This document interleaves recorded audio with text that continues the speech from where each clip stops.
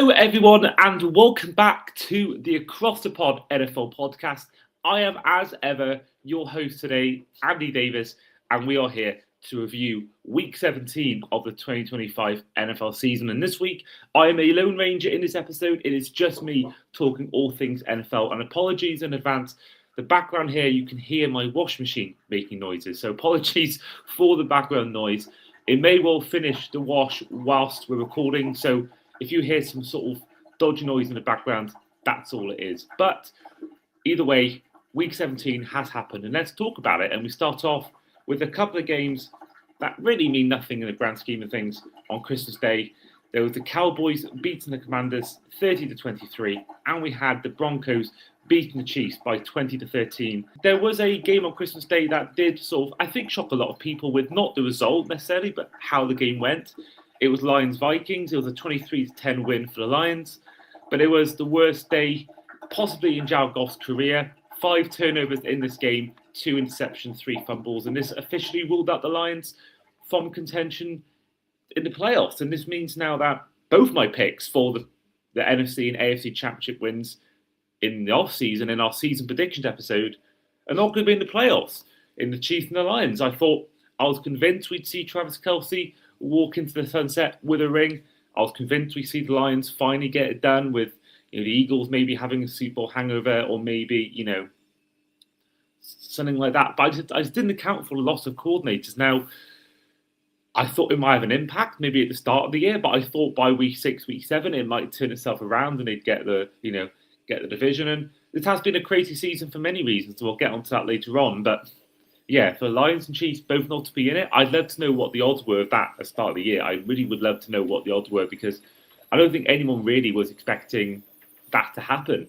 Lions been awful pretty much. I mean, I can't think what they started off the season, but I don't think there was much panic at the start of the year. But the way the season's gone, yeah, not been good from the Lions. And I think over time they'll get better. And I think, but we talk about all the time about windows being open and closed in Super Bowl eras for teams, and for the Lions, is their window shut? Now that's a very early pre-active statement. That's a really, jumping the gun sort of mentality statement there. But I really do think they've got to be careful because they're not in the NFC South, they're not in the AFC South. They're in one of the hardest divisions in the NFC North. It's really hard. You've got, 2 teams that have made the Super Bowl and 2 teams that have, they could finish bottom of the division, which is crazy to say when you think about it, considering where they were last year.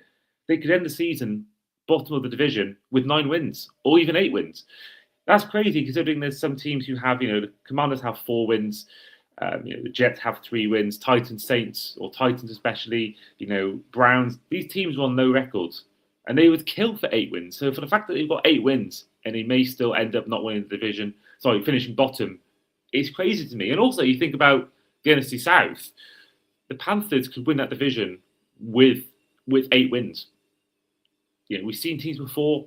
I think that the lowest is 7 with the Seahawks. They could still, win this division. Finish bottom of the division with more wins than at least one of the division winners this season. Insane. But overall, not a good Christmas Day at all for Lions fans. But moving on to Sunday, there was a win for the Texans over the Chargers as they won by 20-16. And this keeps the Texans' hope of the AFC South alive after the Jags did win on Sunday as they beat the Colts 23-17 in what is been a free-falling season for the Colts and what could easily be the last ever game in the career of Phillip Rivers once again. Other than that, as we move on to the rest of Sunday, we saw the Seahawks beat the Panthers by 27-10. This put some history for Sam Darnold becoming just the 5th quarterback in history to have consecutive 13-win seasons in the NFL. He joins the list with Tom Brady, Peyton Manning, Aaron Rodgers, and Brett Favre. And talking of the Jaguars, Trevor Lawrence now has more rushing touchdowns than Devon Achane, more rushing yards than Lamar Jackson, more passing touchdowns than Josh Allen, more passing yards than Caleb Williams, and a higher QBR rating than Jalen Hurts. And I believe he is the 3rd highest point scorer for any quarterback in the NFL this year on fantasy football. So all things are going well for the Jags, but they still have a chance to not win this division with that aforementioned Texans loss. Elsewhere, we saw on Saturday, going back to Saturday, this game completely forgot about it. The Ravens beat the Packers by 41-24. And Derrick Henry ran for 4 touchdowns and 210 yards from 36 carries. This is now the record for the most rushing yards by any visiting player in Lambeau Field history. And it keeps the hope of the AFC North alive for the Ravens, with the Steelers losing to the Browns in shock fashion, 13-6. It now means this is the Sunday night football game next weekend on week 18 on January 5th or 4th. I should know my birthday's that next week. But yeah, it's going to be a huge game now. It's been picked as a Sunday night football game, prime time, end of the season, everything riding on it in one of the most historic rivalries in the NFL. This is going to be cinema. Now, I don't think it'll be a high-scoring game, and we'll get our thoughts from Freddie Harper-Davis in our Week 18 preview coming up. I think we're recording it tomorrow. We are recording this very early on a Tuesday morning. But yeah, it just means now that it's all to play for. I mean, the Steelers were awful against the Browns. They were simply terrible. And the fact they scored 6 points against one of the worst teams, albeit one of the best defensive players in the league. Well, Garrett is very close now to having that all-time sack record. But yeah, the Steelers, you think they put up more than 6 points. In a time of the year where normally the Steelers turn it on, we normally see the Steelers perform poorly in the first half of the season, great in the second half. It's been the opposite. And of course, they're 9-7. They've still got a great chance of having 9-8 again under Mike Tomlin. Still got a winning season regardless, and Mike Tomlin keeps his record of having that. But yeah, the Ravens now have a chance, and I really don't know who is going to win this game. I have no idea who I'm going to pick yet. When it comes to the predictions with Freddie, we have got potentially a Ravens fan on as well, but we're still waiting to hear back from this Ravens fan. Not Shane Harris, a different Ravens fan. Could be a first timer on the show. But Derrick Henry put on an absolute clinic. It was really, as a guy that everyone knows by now, if you're a regular listener or watcher, my thoughts on Henry. I won't say him again because I've said him too many times about my love for that man. But he absolutely tore this Packers defense apart. And I think this is a worrying sign for the Packers going into the playoffs because they are locked in as a 7th seed. They can't be anything else. So there's probably a chance they'll rest players in their Week 18 game. I can't think who it's against now. But either way, it's a worrying trend for the Packers because they looked poor and they let a man absolutely, tear them apart in this game. It was poor from the Packers. And with Micah Parsons' injury, we always thought it might have an impact on their season, but I didn't think anyone thought it'd be this impactful. And right now, of course, Jordan Love didn't play. Malik Willis put on a more than worthy display, 2 weeks in a row now, but they've lost twice in a row now against the Bears last week and against the Ravens this week. Both games on a Saturday, coincidentally. Not at all what anyone thought we'd see from the Packers. Of course, they're still in the playoffs. They're still going to be in there. And I think I back Matt LaFleur to dial up a good coaching scheme. But there's a good chance they're playing either the Packers or the Eagles. Now, I don't think either team is a good team to play away from home. Bears probably less so, but that Philly atmosphere, even if the Eagles aren't playing well, that atmosphere can swallow up a team and swallow up a quarterback. And I would love to see a Bears get that 2nd seed because I mentioned it on our Week 16, I think it was, preview with Cam McFarland and Jarlath Eaton. The fact that Bears-Packers in Soldier Field is my favourite ever NFL fixture. I love games when they play there, and I really wish I was, I'd watch NFL more at that point when they played in the NFC Championship game back in 2010. So the fact that they could be hosting them again, in a playoff game, for me, really excites me. I like the Bears. Always got a soft spot for them. So, yeah, looking forward to that one if it happens. But this Packers team, I don't see them doing much in the playoffs. I think they could beat the Bears purely for division rivalry. Fact up teams always seem to turn up, but I think against the Eagles, I think they've got no chance of beating the Eagles. But moving on to the rest of Week 18, we had the Cardinals and the Bengals facing off, and the Bengals won by 37-14. This saw Trey McBride break a single-season record for the most receptions by a tight end with his 117th catch of 2025. And also elsewhere, the Dolphins beat the Buccaneers 20-17 with Quinn Ewers getting his first win as an NFL quarterback and became the fourth quarterback since 1950 from the University of Texas to win a game as a rookie. So the Buccaneers coincided with that loss, with the loss to the Panthers, means they still have a chance to win that division. Both teams obviously would have wanted to win that game. The Panthers would have won the division if they'd beaten the Seahawks, but I think against what right now is the number one seed in the NFC, it was always going to be a hard task. It was always going to be a hard task for this Panthers team to beat the Seahawks. But I think the Buccaneers expected to beat the Dolphins, even in Miami. But I thought all around, I mean, I must admit, I watched it on Red Zone, didn't watch it in full. I was heading back from a family gathering. I thought the Buccaneers, it's been really poor once again. They started the season 5-1. I think we all thought Mayfield, myself included, was an MVP front runner. I think he seemed locked in to at least be a contender for that award. And we saw the same thing with Jonathan Taylor, and he's fallen off in terms of stats wise and performances. But Baker Mayfield has had a historical drop off, and I don't want to hear any more about this Baker Mayfield redemption story. Whenever I see a TV coverage of a Buccaneers game, they always talk about he had a poor time with the Browns, he struggled at the Panthers, had a good game against the Raiders late on in the season in 2022, moved to the Buccaneers, signed a 1-year deal, now signed a 3-year deal. Really, what has he done? And I want to talk about it as well, in more detail, but what has he done? Literally, he's won divisions in easy divisions, and I believe one of those seasons a team collapsed in order for him to. I think the Falcons might have collapsed to help him win the division.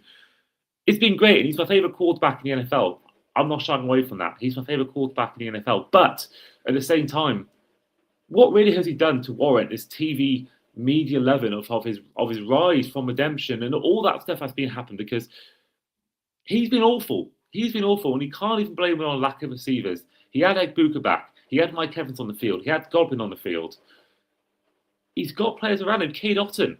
This is not a poor offense, and a defense as well. It's for me. It's just been an almighty collapse, and I don't know whether you blame it on Baker, whether you blame it on Todd Bowles, but to start the season 5-1 and now be 7-9 in what is one of the easier divisions in the NFL. I mean, the Falcons and the the Falcons and the Saints and the Panthers are not exactly great teams, and the Panthers could win this division with 8 wins. It's not a good division. So why are the Buccaneers starting 5-1 as the best team in the division going into the season? A lot of people thought they were the favourites to win the NFC South, including myself. And the fact they could even finish third behind the Falcons is absolutely insane. It's just been a disastrous season. Whether it's a season that gives them the kick at the backside they need, or whether it's one that sees Todd Bowles fired, I don't know. But either way, I've been really disappointed with how the Buccaneers have played this year and how they've conducted themselves down the stretch, and they could have won this division with 9 wins. And that is, for a lot of teams, more than enough to win their division. So for me, it's not been good for the Buccaneers. I don't know where they go from here, but the Panthers still got a chance to win this division, and they can win that game on Saturday night. It is being picked as the first game of the week, the Saturday night, the first of the doubleheader. The other one is going to be Rams Seahawks. So really excited for that one. And let's see what happens. Panthers could win the division for the first time since, I believe, 2017, or might be the first playoff appearance since 2017. Of course, they haven't made the Super Bowl since 2015 season, and I don't think they'll make a Super Bowl or even win a playoff game, because they're going to play second place team from the NFC West. I think that for me is going to be tough for any team to try and win that game, even if you're a different division, let alone in the worst division in the league. Moving on though to the rest of Sunday, we saw the Titans and the Saints face off, and the Saints beat the Titans by 34-26. However, there was some records set by the Titans in this game. Tony Pollard recorded his 4th straight season with 1,000 rushing yards, tied for the longest active streak with Derrick Henry. Also in this game, we saw Jameer Dykes surpass Tim Brown for the most all-purpose yards in any season by a rookie in NFL history. Tim Brown's record was 2,317 in 1988. So Titans have some positives in what's been a pretty poor season, as they stay as 3-13, whereas the Saints now move to 6 wins, a team that I thought might have the number 1 overall pick next year. Tyler Shough has been amazing in recent weeks. Talk about Rookie of the Year, sort of contention for Shough this year. I mean, the end of the day was 333 yards, 2 touchdowns with just 5 incomplete passes and 22 complete ones. So the Saints have something. They have something going into next year. They really do. I think they have a quarterback that, albeit could be playing under, with no real pressure and no real tape on him, sophomore slump and all that stuff that comes with the second year for a quarterback. But I think, you look at sort of his performances, I think he looks composed, he looks strong in the pocket, and he's finding receivers. He's finding Chris Olave has been having a great year, his best year of his career. And yeah, it all comes down to, what's been a great year from Shough. And Kellen Moore at one point looked like he might be losing his job after year 1. Now, I think it's more than done enough to keep his job. And I think he'll bring going into next year the team with a lot of confidence, a lot of momentum. And I think the fans will have hope going into next year, which is probably not what they had going into this year. But the Titans, yeah, they'll have a high pick once again. They're not going to have the number 1 overall pick, but they're going to have still a high pick. And I think with the quarterback not going to be changed. They could get a top lineman, could get a top receiver. I don't know what the college class is like this year. Again, I don't watch college football, but they'll get someone good in this draft, and hopefully that can help Cam Ward's development as a NFL quarterback.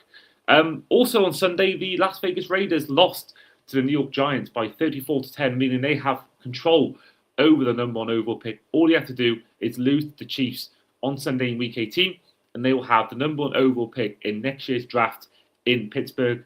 The Giants, the one game you wanted to lose and you win, putting up a great performance like that when really you didn't want to, for me could be catastrophic. Not as much if they needed a quarterback. I think if they had the number 1 overall pick, they probably would have traded down and got more draft picks, which might have been really beneficial. But either way, they'll have the 2nd overall pick or 3rd overall pick in this draft, and if they've got the running back seemingly when he gets back from injury, Cam Scatterboo. They've got Malik Neighbors.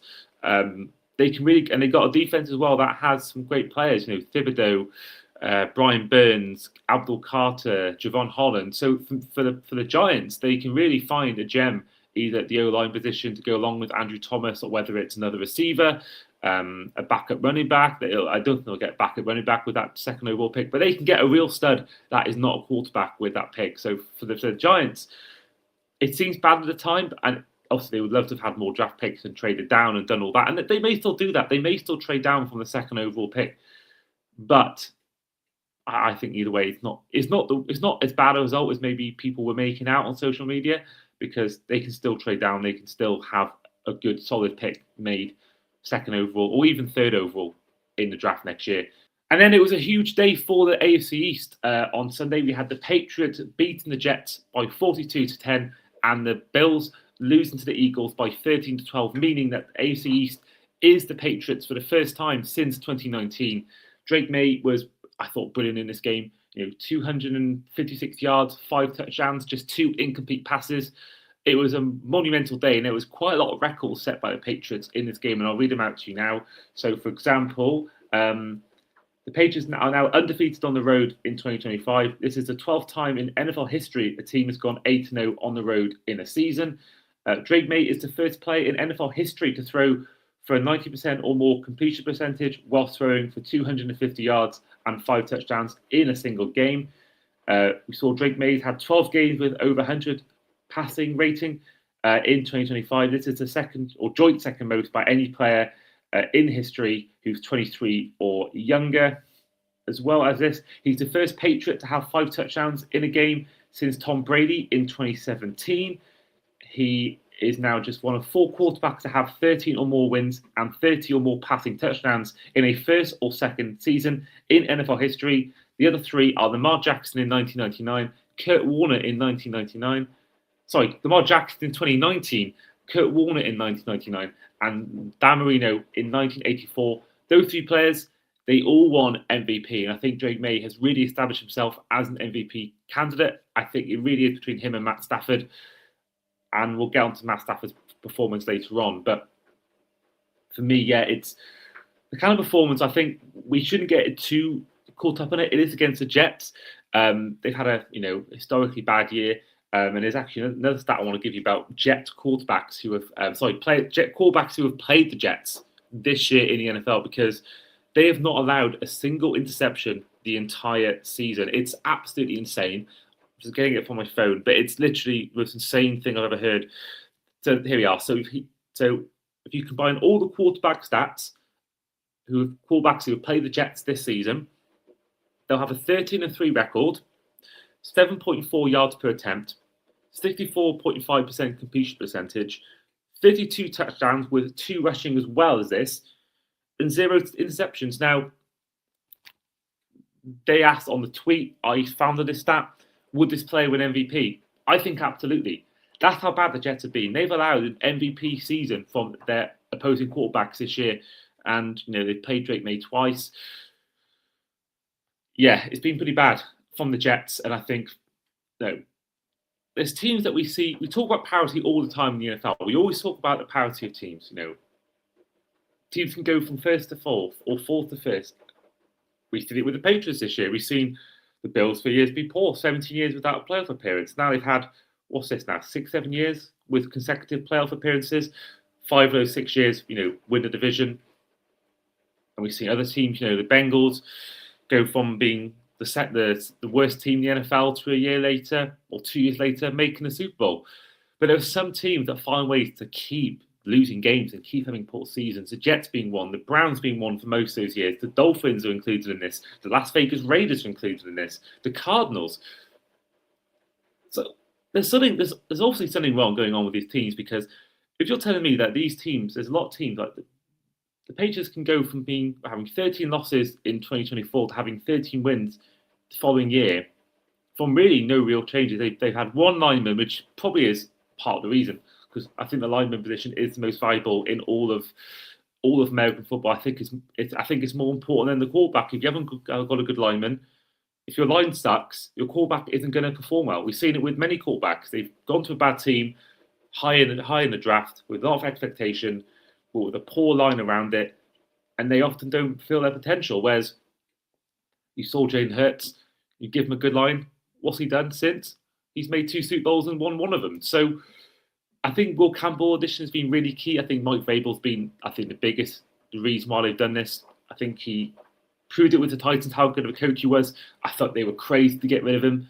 And I think he's proving now even more so why the Titans were absolutely foolish to get rid of AJ Brown as well, but also Mike Vrabel, and that decision to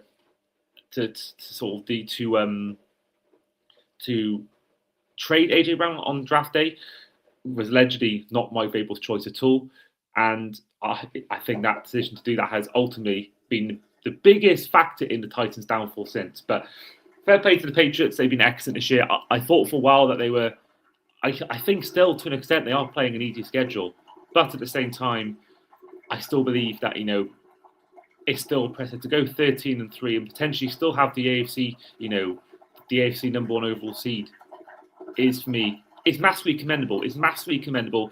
And you have to give the Patriots a lot of credit. And apologies, my washing machine is making noise again. So once again, those listening or watching this episode today, apologies for this ridiculously loud washing machine today. I don't know why it's making so much noise. More than normal, I would say. Maybe I'm focusing on it more than normal. I don't know. But we'll move on to other games on Sunday.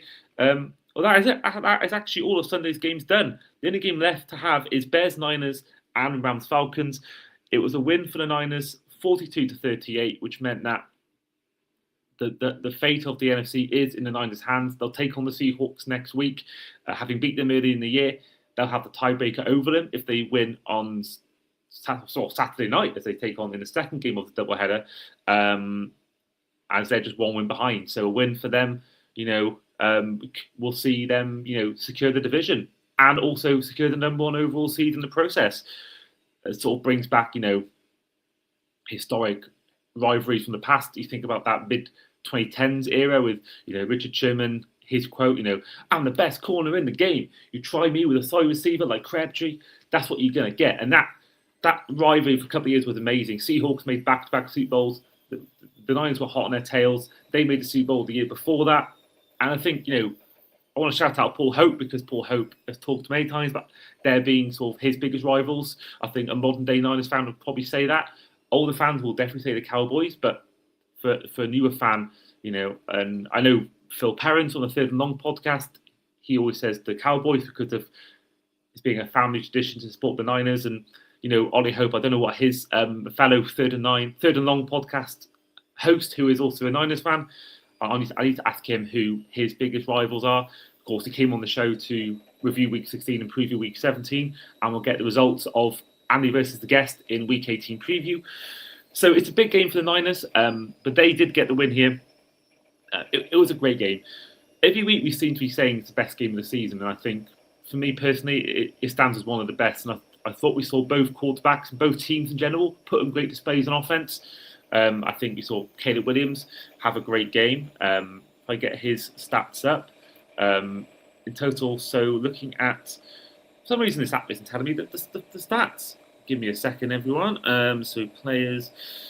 So Caleb Williams, in the end, so he has a total now of 3,730 yards. So he has a chance still to break that record of no quarterback ever having 4,000 passing yards for the Bears. And he only has 6 interceptions as well. So, great season from him. I think he's really turned it around under Ben Johnson. I think Ben Johnson, for me, is the coach of the year. They've secured the NFC North. His first year as a coach ever in that position as a head coach.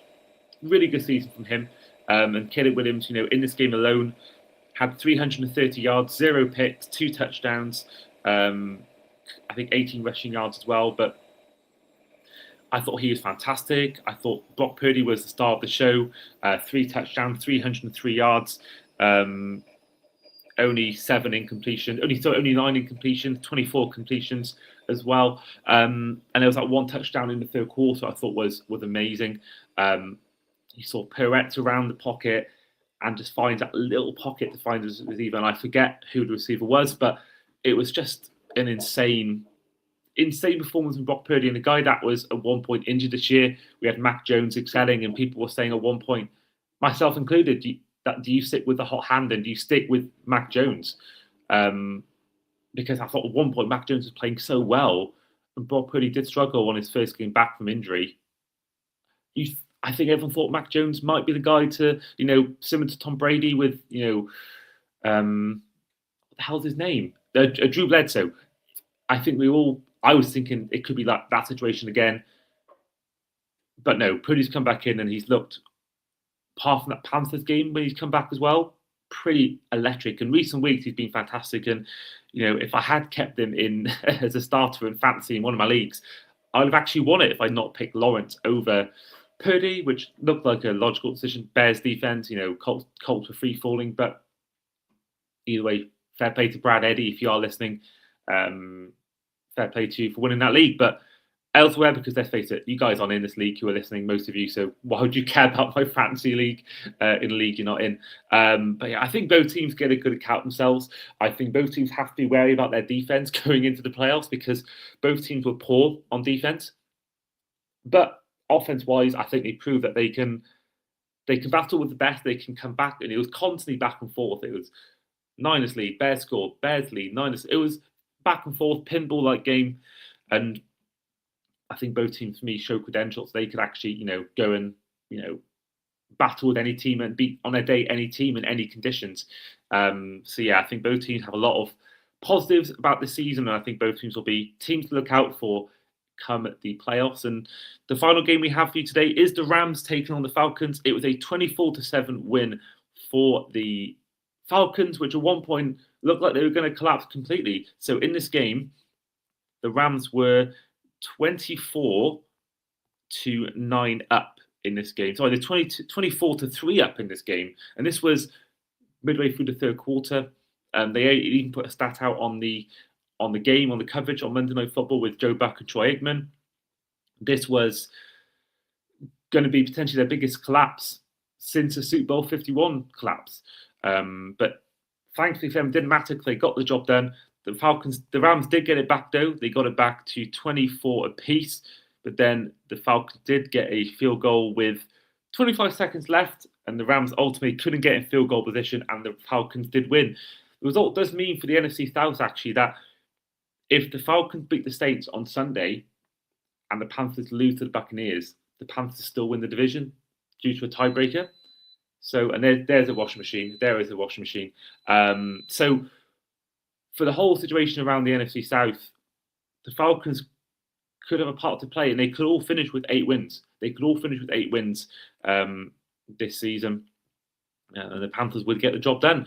But the Falcons, for me, almost did a Falcon. There was a point in the game where they were trying to get into field goal range. It was 24-24, and Bijan Robinson, who had a hell of a day, he ended the day with 3 touchdowns in this game. Also, he had 229 total yards.